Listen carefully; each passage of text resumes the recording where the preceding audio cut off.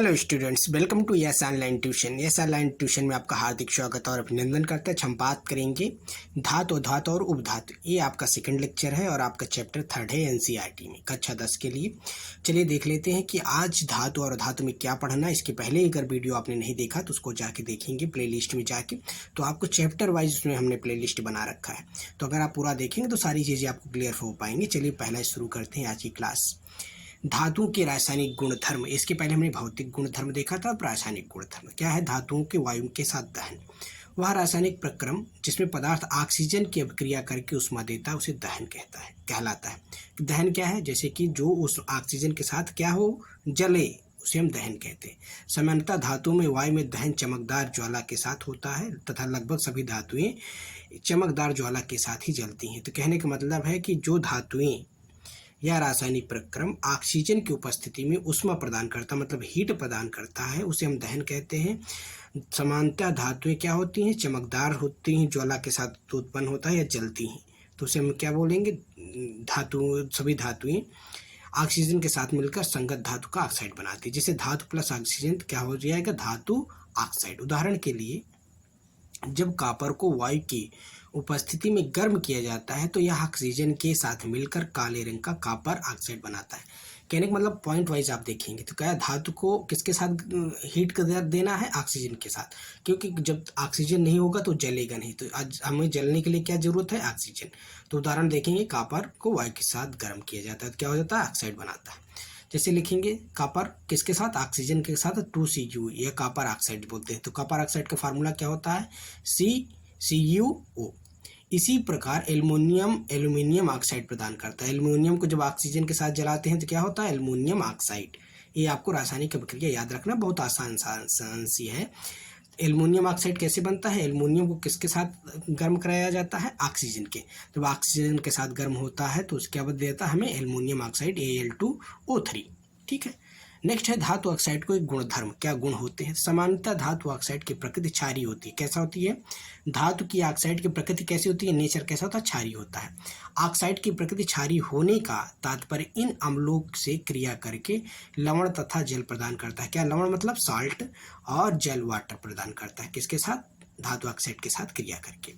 दूसरा है aluminium oxide. Zinc oxide जैसे धातु के साथ अम्लीय और क्षारीय दोनों प्रकार के व्यवहार करता है। तो आपको इस पॉइंट को भी याद रखना है। धातु ऑक्साइड कभी कभी अम्लीय और कभी कभी क्षारीय होता है। आई होप ये पॉइंट आपको क्लियर हुआ होगा। नेक्स्ट बात करते हैं, सोडियम ऑक्साइड और पोटेशियम ऑक्साइड को जल में घुलकर क्षार प्रदान करता है। तो जैसे सोडियम N2O प्लस वाटर के साथ अगर रिएक्शन कराते हैं तो क्या बनता है? 2NaOH का सोल्यूशन होता है सोडियम हाइड्रोक्साइड। दूसरा क्या है? अगर K2 पोटेशियम ऑक्साइड को वाटर के साथ रिएक्शन करा दें तो क्या बन जाता है? पोटेशियम हाइड्रोक्साइड, है ना, KOH, 2KOH। तो आई होप आपको ये रिएक्शन भी याद रहनी चाहिए। अगर सोडियम जैसे क्या है, सोडियम ऑक्साइड को या पोटेशियम ऑक्साइड को वाटर के साथ रिएक्शन कराने पर क्षार में घुल जाता है, तो कहने मतलब किस में घुल जाता है? पानी के अंदर ये घुल जाता है। आई होप ये पॉइंट्स आपके समझ में आए होंगे। नेक्स्ट पॉइंट्स क्या आता है? जैसे कि उभयधर्मी ऑक्साइड। उभयधर्मी ऑक्साइड क्या होता है? ऐसे धातु ऑक्साइड जो अम्ल तथा क्षार दोनों के साथ अभिक्रिया करें। किसके साथ? अम्ल के साथ भी करें और क्षार के साथ करके लवण तथा जल प्रदान करें। लवण मतलब सब कुछ साल्ट्स का और वाटर बाहर निकले, तो ऐसी अभिक्रिया क्या कहलाती है? उभयधर्मी ऑक्साइड कहते हैं या उभयधर्मी अभिक्रिया कहलाती है। अब इसको याद रखना है, लिखने के लिए भी आएगा कि उभयधर्मी ऑक्साइड क्या होते हैं। तो ऐसे ऑक्साइड जो अम्ल तथा क्षार के साथ, ऐसे लिखेंगे भी, जो अम्ल तथा क्षार के साथ दोनों के साथ अभिक्रिया करके लवण या जल प्रदान करते हैं उसे हम क्या कहते हैं? उभयधर्मी ऑक्साइड अभिक्रिया। अब इसकी रिएक्शन अगर देखना है, उदाहरण देखना हो तो देखेंगे क्या है?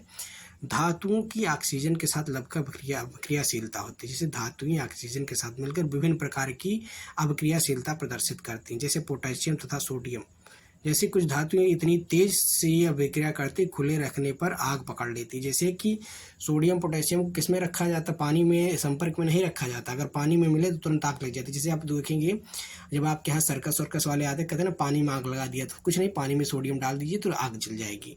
ये रिएक्शन हो जाती है। ठीक है। दूसरा क्या है? सिल्वर एवं गोल्ड अत्यंत अधिक ताप पर भी ऑक्सीजन के साथ क्रिया नहीं करते। जैसे मान लो गोल्ड को और सिल्वर को पानी में रख कर खूब बॉयल करिए, फिर भी उनके साथ कोई परिवर्तन जल्दी नहीं होगा। समान ताप पर मैग्नीशियम और एल्युमिनियम आदि जैसी धातुएं सतह ऑक्साइड की परत चढ़ जाती है। ये ऑक्साइड की परत धातुओं को पुनः ऑक्सीकरण करने के लिए सुरक्षित करती है। कहने का मतलब है कि अगर मैग्नीशियम है, एल्युमिनियम है, जिंक इनको गर्म करते हैं तो उसमें कुछ ना कुछ चेंजेज आ जाता है, इस पर कोई परत चढ़ जाती है। लेकिन सिल्वर और गोल्ड के साथ ऐसा नहीं होता है। आई होप आपके पॉइंट क्लियर होंगे।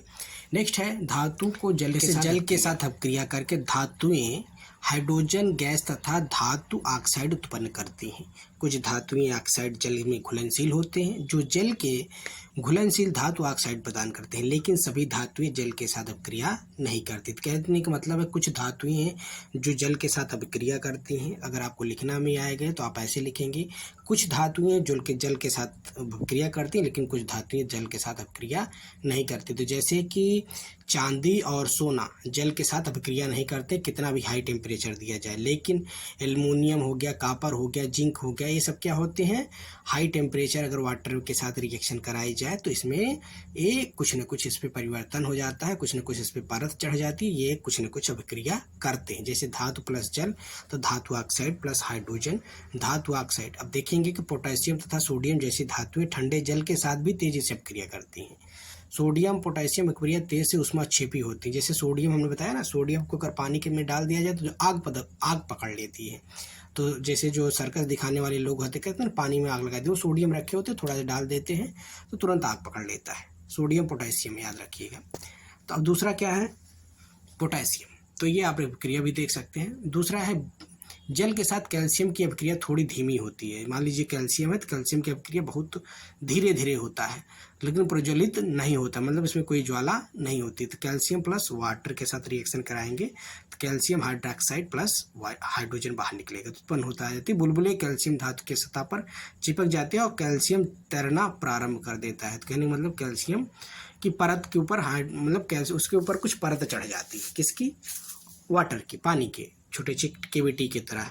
तो अब नेक्स्ट पॉइंट्स आएगा धातु की अम्लों से अपक्रिया। अगर अम्ल के साथ अपक्रिया कराएं तो क्या होगा, धातु अम्ल के साथ अपक्रिया करके संगत लवण तथा हाइड्रोजन गैस प्रदान करती है। तो कैसे लिखेंगे, धातु प्लस तनु अम्ल तो लवण बनाएगा प्लस हाइड्रोजन। सोडियम तथा पोटेशियम धातुएं अम्लों के साथ अत्यधिक तीव्रता से क्रिया करती हैं। तो कहने का मतलब है कि सोडियम और पोटेशियम अम्ल के साथ अधिक तेजी से अभिक्रिया करती है, इस चीज को याद रखना है। तो धातु प्लस तनु लवण और हाइड्रोजन का निर्माण करता है। तो अगर धातुएं अम्ल के साथ अधिक अभिक्रिया करती हैं और उसमें बहुत तेजी से अभिक्रिया होती है, इसको चीज को आपको समझ में आना चाहिए। तो कहने का मतलब क्या है, धातुएं अम्ल के साथ बहुत तेजी से अभिक्रिया करती हैं और हाइड्रोजन गैस पैदा करती हैं या लवण का निर्माण करती हैं। जैसे सोडियम और पोटेशियम धातुएं अम्ल के साथ तेजी से अभिक्रिया करती हैं, इस चीज को आपको समझना है। नेक्स्ट पॉइंट आपका आएगा धातु लवण के विलयन के साथ धातुओं की अपक्रिया। अगर मान लीजिए विलयन के साथ अपक्रिया कराएं तो क्या होगा, जैसे अधिक अभिक्रियाशील धातु अपने से कम अभिक्रियाशील धातु के लिए यौगिक या विलयन की गति अवस्था में विस्थापित कर देती है, इसे विस्थापन अभिक्रिया भी कहते हैं। कहने का मतलब है कि मान लीजिए कोई धातु है जिसमें हम क्या करें, अभिक्रिया कराएं, तो विलयन के साथ वो धीमी गति से मतलब धीरे धीरे उसमें विस्थापित हो जाती हैं, मतलब परिवर्तित हो जाती हैं। इसी अभिक्रिया को हम क्या कहते हैं, विस्थापन। विस्थापन मतलब कुछ न कुछ धीरे धीरे उसमें परिवर्तन होना, कुछ न कुछ आगे डिस्प्लेसमेंट होना। तो ये क्या कहलाता है, अभिक्रियाशील, अधिक अभिक्रियाशील मतलब बहुत तेजी से अभिक्रिया होती है, तो इसमें विस्थापन अभिक्रिया कहते हैं। नेक्स्ट पॉइंट आता है जैसे कि इसमें आप देखेंगे अगर धातु ए और धातु बी को एक विलयन में विस्थापित कर देती है तो धातु ए की अपेक्षा बी अधिक क्रियाशील हो जाता है। जैसे ए प्लस बी लवण विलयन में तो ए का लवण विलयन और धातु बी का विलयन। कहने का मतलब यही समझ लीजिए कि जो बहुत तेजी से विस्थापित मतलब होता है परिवर्तन होना, जैसे ए बी के साथ बहुत तेजी से विस्थापित हो जाएगा ए की अपेक्षा बी। ठीक है, इस चीज़ को समझ लेना। जैसे धातु ए है प्लस विलयन का बी एक विलयन है, अगर ए और बी ए क्या हो गया लवण विलयन हो जाएगा और बी क्या हो जाएगा धातु हो जाएगा, तुरंत एक दूसरे में इंटरचेंज हो गया। ठीक है, एक अगर रिएक्शन समझेंगे तो आपको पॉइंट समझ में आएगा। नहीं समझ में आया तो देखिए, मान लीजिए कोई आप हैं और आपका एक दोस्त है, तो उसमें एक के पास धातु है, एक आपके पास कोई विलयन है, लेकिन मान लीजिए तुरंत अगर इसमें रिएक्शन कराया गया तो आपके पास जिसके पास धातु उसके पास विलयन चला गया, जिसके पास विलयन उसके पास धातु चला गया, ऐसा समझ लीजिए। ठीक है, नेक्स्ट पॉइंट इसमें क्या आएगा, नेक्स्ट पॉइंट आप देखेंगे धातुओं और धातुओं की अधातुओं के साथ अपक्रिया, अगर धातुओं को अधातुओं के साथ अपक्रिया कराएं तो क्या होगा।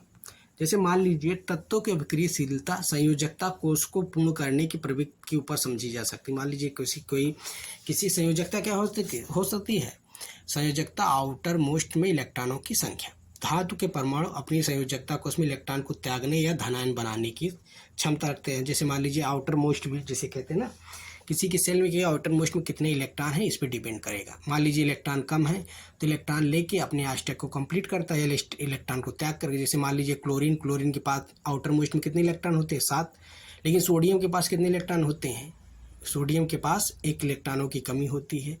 और उस सोडियम के पास कितने इलेक्ट्रॉन होते हैं आउटर मोस्ट में, जैसे 11 होता है, 2 8 10 हो गया 1, तो 1 इलेक्ट्रॉन को त्यागने की प्रवृत्ति होती है, लेकिन क्लोरीन को 1 इलेक्ट्रॉन लेने की प्रवृत्ति होती है। दोनों में क्या होती है, संयोजकता को कंप्लीट करने के लिए ऋणायन एक तो देता है या तो लेता है, ऐसे समझ लीजिए।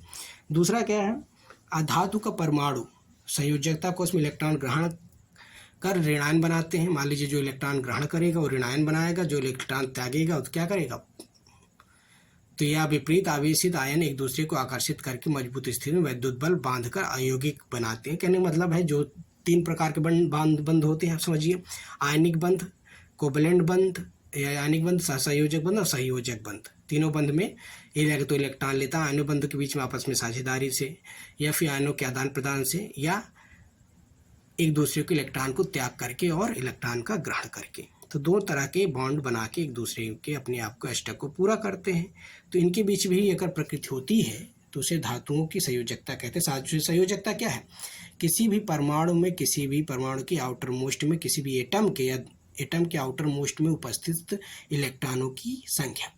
जैसे हमने बताया ना, सोडियम के आउटर मोस्ट में कितने इलेक्ट्रॉन होता है, 1, तो क्या कर देगा, इलेक्ट्रॉन त्याग कर देगा। क्लोरीन के आउटर मोस्ट में कितने इलेक्ट्रॉन होते हैं, जिसे कहते हैं बाह्य कक्षक में 7, तो एक लेके अपना इलेक्ट्रॉन अष्टक पूरा कर देता है, यानी Cl बना देता है। आज की क्लास यहीं तक। आई होप आपको सारे पॉइंट्स क्लियर होंगे। अगर समझ में आते हैं तो चैनल को लाइक करें, सब्सक्राइब करें और शेयर करें। Thank you, have a nice day, good day.